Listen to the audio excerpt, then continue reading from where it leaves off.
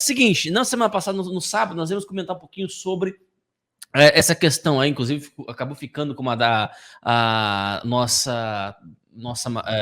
título de hoje, né? Nós vamos comentar um pouquinho sobre essa decisão aí de ter retirado as armas, né? Retirado as armas, não, né? Cancelado o porte de Carlos Bolsonaro e Jair Bolsonaro. Agora, nenhum dos dois mais pode ter armamento para se defender. Eu não sei se a Esté quer falar alguma coisa sobre isso ainda, porque eu acho que o tema já caducou, já tem mais coisa para falar a respeito, entendeu? Mas, enfim, né? É mais um elemento aí enfim, do que nós estamos vendo acontecer com o Jair Bolsonaro. Já ficou inelegível, já, né? Daqui a pouco, infelizmente, a gente tem que lidar com essa possibilidade. Infelizmente, pode ser que o Bolsonaro esteja preso, né? Nós não estamos aqui torcendo para isso acontecer, não estamos aqui dizendo que é justo que isso aconteça, que é certo que isso aconteça, mas você vê o desenrolar dos acontecimentos, o desenrolar das coisas, né? Me parece que é o destino, né? Inexorável, né? Você vê isso parece também, que é o caminho mesmo, né? Lógico. A verdade é que quando a gente lê tanto o caderno de teses quanto tudo aquilo que eles estão levando como monte de militância e de praxis, né, que é o nome da prática política que a esquerda coloca como maneira de colocar as coisas, é para isso que eles estão se encaminhando, tá? O tal dos aspas sem anistia começa com um tipo de cadeia para os crimes de Bolsonaro, essas coisas, e é isso que eles vão buscar, é isso que a militância de esquerda vai buscar. E hoje eles já estão falando em combater o bolsonarismo, né? Que é a amplificação do conceito dos eleitores de Bolsonaro. Então, isso colocado, todas as pessoas que estão eleitas ali sobre a esteira do governo Bolsonaro, todos aqueles que fazem parte da família do Bolsonaro e principalmente o próprio Jair Bolsonaro. Retirar o porte de armas, tanto de Carlos quanto do Jair, eu acho que é dos objetivos ali que eles têm entre os menores, assim, né? Estão tirando ali a possibilidade de ambos conseguirem se defender só, né? Praticamente isso. A gente vai conseguir entender esse conceito um pouco mais amplificado, acho que ao longo do tempo. Então, era o mínimo que se poderia esperar, né? Não, exatamente. Só para esclarecer o pessoal, né? O caderno de teses que a Esteta está se referindo é o caderno de teses do PT, né? Lançado em 2015, né? Que ainda está em vigor aquele caderno de teses, que é um partido para tempos de guerra, né? Que já tem 8 anos já esse caderno de teses. Eu lembro que a gente fez um programa no Terça Livre sobre isso, né, na época que foi lançado esse caderno de teses, e dentre outras coisas tinha lá, né, você aparelhar as Forças Armadas, você fazer a democratização da mídia, você conseguir fazer a cassação do Jair Bolsonaro, né, e tudo isso aí estava amparado na ideia de amplo apoio popular. Amplo apoio popular, pessoal, assim como democracia, assim como democratização da mídia, assim como controle social, todos esses termos aí bonitinhos que a esquerda usa, entendam. Isso aí precisa de glossário para você entender o que na prática eles estão se referindo. Quando eles falam amplo apoio popular, alguém pode pensar o seguinte, assim, não, mas tá tranquilo então, porque amplo apoio popular eles não têm, né? Amplo apoio popular, afinal de contas, eles não têm, né? Porque entre a população, de modo geral, né, não há bolsonaristas, né, 4 estrelas, mas também não há petistas, não há apoio popular engajado, né, para nenhuma pauta do PT, né. Só que entendam uma coisa, pessoal, amplo apoio popular para eles é militante fazendo arruaça para servir de pretexto. É o que foi o passe livre. Amplo apoio popular para eles era o passe livre. Esvaziado como ia ser. Esvaziado como ia ser. O problema é que a população desavisada, né, foi lá e acabou, né, aderindo quando não era para aderir. Né? Porque, na verdade, eles queriam fazer black blocs, eles queriam fazer aquela bagunça toda, criar uma comoção popular, entendeu? Criar uma comoção na mídia, para dar a impressão de, estamos atendendo de fato aqui a uma ação popular, mas isso aqui é só Era só balão de ensaio só, era só a pipeta, não era de fato era artificial, não era de fato uma ação popular, entendeu? Então é importante destacar isso para as pessoas, pessoal. Amplo apoio popular não é, né? Não é um termo que eles querem, que tem que ser entendido aqui ao pé da letra como nós entendemos, né? É bem importante destacar que muita gente acha conceitos ali que são positivos, né? Mas que naquele glossário, naquela praxis significam outra coisa, né? Naquela praxis, perdão, significam outra coisa. Mas enfim, Sté, de fato, né? A prisão do Bolsonaro, né? Já não é de hoje que eles estão pretendendo, né? Já tá no radar dos caras há muito tempo. Antes do Bolsonaro virar presidente da República, já tá no radar dos caras há muito tempo, né? E agora, de fato, o Lula já começou a falar: nós derrotamos, né? Derrotamos o Bolsonaro, mas ainda não derrotamos o bolsonarismo, né? Sim. Essa já é uma fala que o Lula já está usando já. Por quê? Porque eles sabem, né? Eles sabem muito bem que não adianta, né? Só botar o Bolsonaro na cadeia. É preciso também. Pode falar.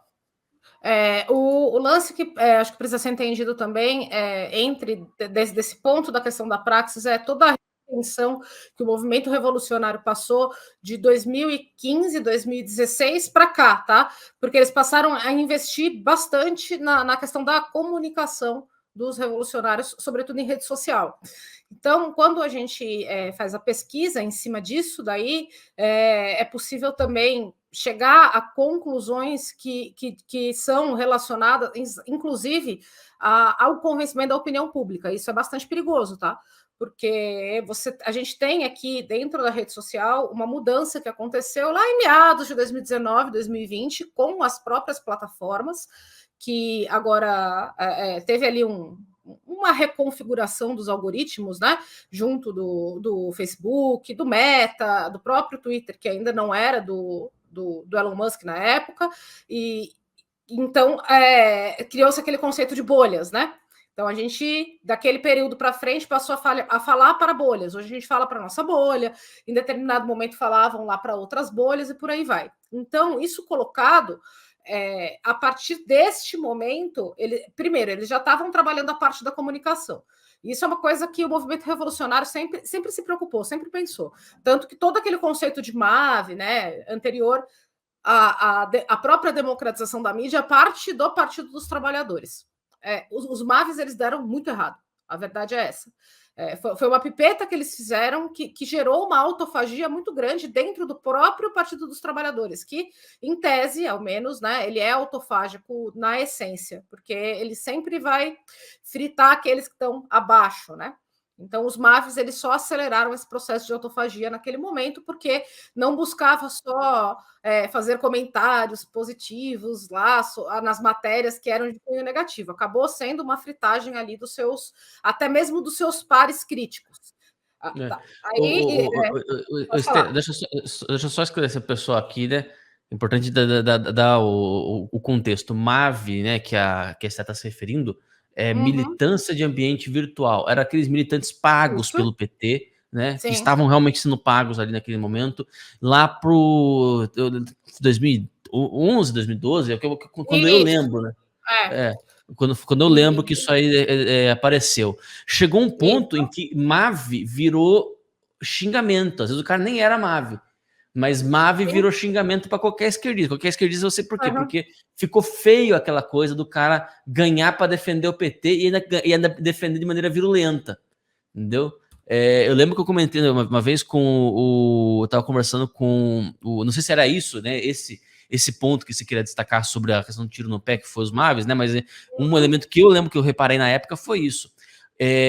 A esquerda, né? E eu lembro que eu conversei uma vez com um amigo meu esquerdista lá das redes sociais, né? E eu usei o termo para assim, meu amigo, vocês vão sempre perder porque vocês são um bando de pau no cu. Eu usei esse termo para ele, entendeu?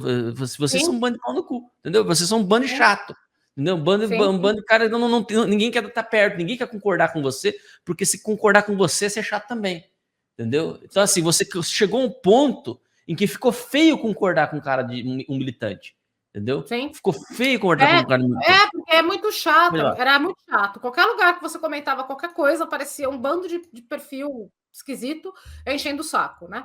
Então, mas isso acabou gerando tensão até dentro ali do próprio partido e até entre os próprios aliados, até os correligionários menores ali começaram a ser atacados por esse modo de se fazer política em ambiente virtual.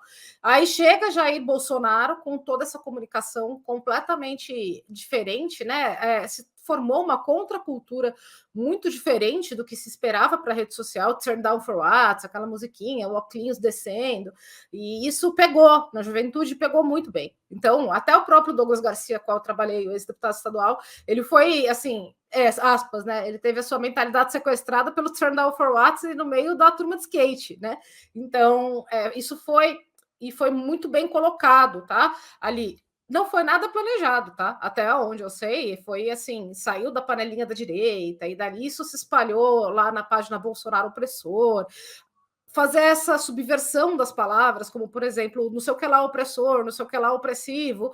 Então, tudo isso foi um tipo de comunicação que ganhou um lastro de contracultura que ajudou muito Jair Bolsonaro nessa constância aí de formação da mentalidade da direita, tá? E aí, junto também, o Olavo de Carvalho, o Olavo tem razão, tudo acho que caminhou com muita organicidade, tá? Não teve nada sintético dentro desse processo. O problema é que, quando a gente chega em 2019, 2020, tem essa separação algorítmica aí, vários dos apoiadores de Jair passam a ser perseguidos e, em contrapartida, tanto o Partido dos Trabalhadores quanto toda aquela massa, aquela gama revolucionária organizada, passam a estudar muito essa questão da comunicação, viu, Ítalo?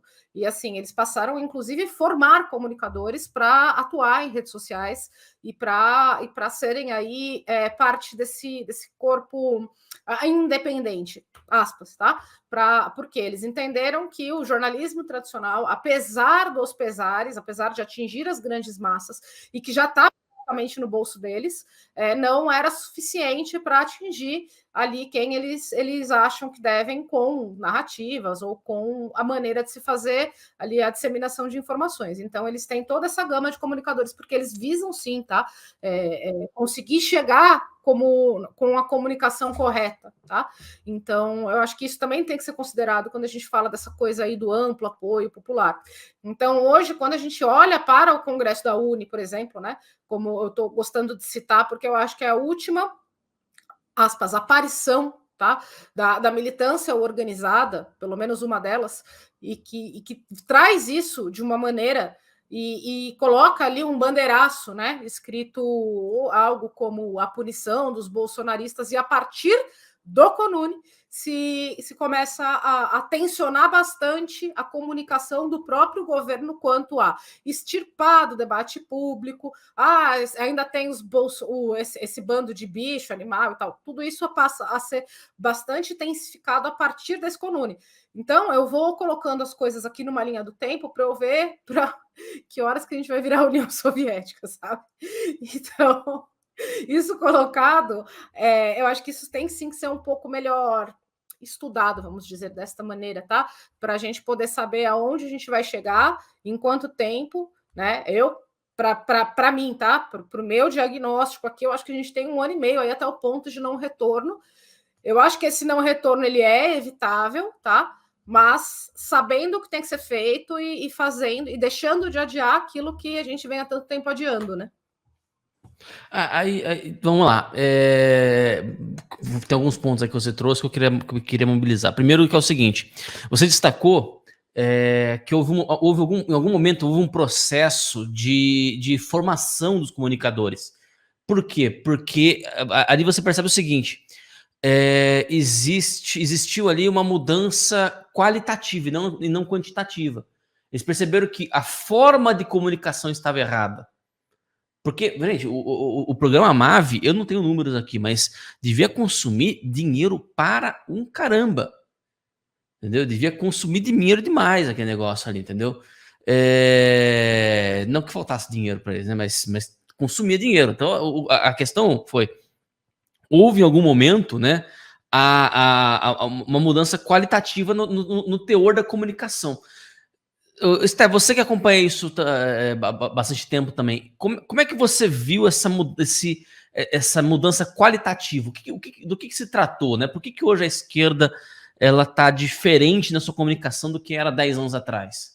Ó, por exemplo, a primeira coisa, eles modernizaram muito para chegar no jovem. Eles já têm ali certo domínio, que estão nas universidades, a gente sabe como que funciona isso ali, né? Mas eles modernizaram muito a maneira de se comunicar, inclusive para chegar em periferias, tá? A gente está tratando de muitos jovens que, inclusive, estão fora das universidades. É lógico, eles sempre fazem aquela coisa que a gente já conhece de muito tempo, que é pegar uma causa real, concreta, como, por exemplo, o racismo. Ele existe, mas as soluções que a esquerda dá para o racismo são aquelas que não resolvem nada. No fim das contas, eles estão criando mais problemas para vender soluções ineficientes. A tal violência contra a mulher, ela existe. Mas apesar dessa existência, não é a esquerda e as suas medidas que combatem de maneira eficiente esse percentual que existe. E aquele espancamento de números, e isso tudo foi muito modernizado em termos de comunicação para chegar no jovem. Tá? Isso colocado, a gente já estava saindo atrás. Tá? Por quê? A gente elege um governo sem ter a base organizada, tá? Para dar sustentabilidade para esse governo. Isso é outra coisa que, assim, foi um diagnóstico do Olavo e que dava para ser contornado na constância do governo, mas que não foi pensado. Isso, a verdade é essa. A direita ela é tão organizada quanto a casa da mãe Joana, essa que é a verdade. Então, o fato é esse. As pessoas que foram perseguidas na constância do governo Jair Bolsonaro, que foram os seus apoiadores, foram, assim, com muitas mentiras e com muita narrativa, essa que é a verdade. Então, isso posto, estava todo mundo já com medo de combater aquilo que estava vindo, em certa medida, e, por outro lado, eles estavam modernizando toda essa maneira de se comunicar. Eles começam com uma pipeta, e essa pipeta, ela foi literalmente, assim, ó, pensa numa pessoa reinventando a roda. Foi isso, praticamente. Foram nas eleições de 2020. Eles chegaram com esses projetos de podcasts de periferia, em quase todas as periferias, e começaram a colocar isso de maneira a colocar temas assim, ó, comuns, sabe? Nada necessariamente ou fundamentalmente político. E pegavam ali, colocavam tudo em pendrive e botavam dentro de qualquer botequinho que tenha um radinho, sabe? Que você espeta o pendrive ali e põe para rodar. E começaram, a partir disso, a se adaptar nessa parte da comunicação. Esses podcasts foram dando muito certo, tá? Então, a gente viu pelo resultado das eleições de 2020 como que foi o negócio ali, explodiu. Eu até tive uma discussão com um amigo, né? A discussão saudável, tá? Com um amigo dentro do Twitter. Ah, mas quase ninguém escuta ou assiste esses podcasts. Bom, hoje a gente pode falar que está saturado, mas ali naquela constância de 2020, 2021, 2022 até a eleição de 2022, o negócio pegou fogo, né? Para ver quem ia em podcast, quem não ia e tal. Outro ponto que eu vi que eu acho que a gente pode colocar aí como marca histórica dessa comunicação foi a CPI da Covid, tá? Porque a CPI da Covid inaugurou uma outra maneira ali da esquerda fazer a sua comunicação para, sobretudo, criminalizar Jair Bolsonaro, que foi muito pouco observada naquele momento, porque você tinha ali uma rede de páginas, entendeu? De esquerda. Essa rede de páginas acho que não foi detectada naquele momento, não sei dizer, porque eu também estava na correria com o estado de São Paulo, né? E esta rede de páginas, ela fazia diuturnamente os diagnósticos do Covid.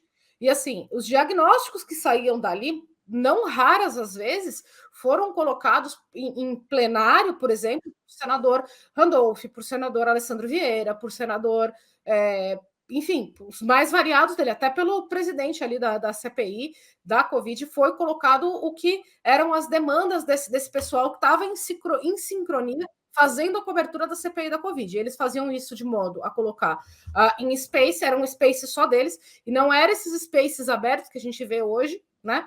Ah, eu vou abrir um space aqui e aí fica aberto para todo mundo falar no space enfim, e não para mais, né? Eles faziam os spaces como se fosse um tipo de rádio, sabe? Então, eles abriam somente os administradores daquilo ali que falavam sobre, e iam dando lá os seus diagnósticos, iam falando sobre os documentos que estavam postados ali na CPI do Covid, iam pontuando as narrativas que iam ser depois o que a gente viu como ser narrativas oficiais. Além disso, existia um podcast exclusivo para isso desta mesma turma. Então, eles modernizaram muito essa maneira de fazer comunicação, tá? E, principalmente, além dessa modernização, eles têm várias escolas, hoje a esquerda e os revolucionários, eles têm uma série de escolas de formação de militância, tá? E essas escolas de formação de militância, hoje, elas contam com grades específicas só para cursos relacionados à comunicação. Então, eles viram que deu tão certo na constância da Covid, e deu, tá? Vamos combinar aqui, que eu acho que qualquer pessoa, eleitor médio comum, seu Zé da padaria, qualquer um que pergunte por que o senhor acha que Jair Bolsonaro perdeu a eleição? Aqui eu não estou falando sobre caixinha mágica, eu não estou falando sobre aquilo que está fora da bolha que a gente discute o tempo todo como meio de se resolver a democracia do Brasil. O que eu estou falando é sobre a impressão do cidadão comum que não está dentro desse mesmo pensamento ou raciocínio que a gente tem, que é o raciocínio político entre o antes, o durante e o depois da política. Estou falando de pessoa comum. Senhor João, senhor José, por que o senhor acha que Jair Bolsonaro perdeu a eleição? Pode ter certeza que mais de 70% ali vai responder por causa da pandemia. Então, o que eu acredito é que esses pontos que você falou, que me perguntou, Ítalo, onde que eu vi assim, questão de modernização de comunicação, foco em juventude e os pontos históricos ali que eu vi, que eu observei de mudança, foram esses: eleição de 2020, posterior CPI do Covid. E tem uma coisa também, né? A esquerda, ela tem uma capacidade na linguagem dela, já não é de hoje, né? Ela só teve que atualizar só. Que é justamente, você citou ali a questão dos podcasts, né? O podcast, ele não tratava de questões propriamente políticas, mas a esquerda sempre foi muito boa em politizar questões não políticas, né? Ela sempre foi muito boa em resgatar questões, né? Resgatar não, perdão, não é o termo, capturar questões não políticas para a política, né? Então, é sempre aquela coisa, né? E se veja, bom, é óbvio, né? É uma forçação de barra, mas você fala assim: a eleição do Bolsonaro é o ódio. Bom, se a eleição do Bolsonaro é ódio, então, portanto, aumentou o ódio no Brasil. Se aumentou o ódio no Brasil, vai aumentar a violência. Chegou um ponto desse pensamento, se você tem uma ideia, que eu tentei comentar uma vez com uma amiga minha, com os dados, né? Falei assim, mas minha filha, durante o governo Bolsonaro, o número de feminicídio caiu. Na definição que eles usam de feminicídio, né? Vou deixar bem claro aqui. Né? Assim, o número de mulheres morrendo por violência doméstica caiu. Né? Do começo, do primeiro ano até o final. E foi o primeiro presidente a fazer isso. Ela bateu o pé e não acreditou, porque para ela é inconcebível. Para ela isso era inconcebível. Né? Então você veja, uma questão que... Né, eu não estou dizendo que o Bolsonaro que fez isso cair. Não sei nem se foi o Bolsonaro que fez isso aí, entendeu? Mas essa relação entre forças políticas e acontecimentos no mundo real, né, acontecimentos na sociedade, para eles é muito fácil fazer essa correlação.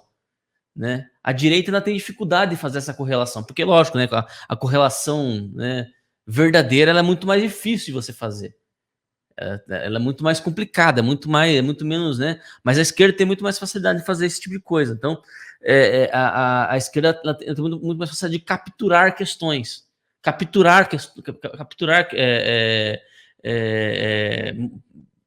enfim, né? Questões locais, por exemplo, né? Então, enfim, essa questão do podcast aí eu chamo a atenção para isso. Né? Tô aqui pensando em voz alta só. Agora, o Estel, eu queria que você... Eu queria fazer, na verdade, com você uma provocação, né? Porque a impressão que eu tenho... Eu não tenho uma solução para isso, né? Alguém vai dizer assim, mas então você está dizendo que a eleição de Jair Bolsonaro em 2018 foi ruim. Não estou dizendo nada disso. Mas a gente tem que encarar as consequências ruins disso. Né? Esse é um ponto. Uma das consequências ruins da eleição do Bolsonaro em 2018... ainda mais a gente não tendo uma direita forte para sustentar o governo Bolsonaro no campo do discurso, é justamente que a gente virou vidraça no campo do discurso. Coisa que a gente não era desde então.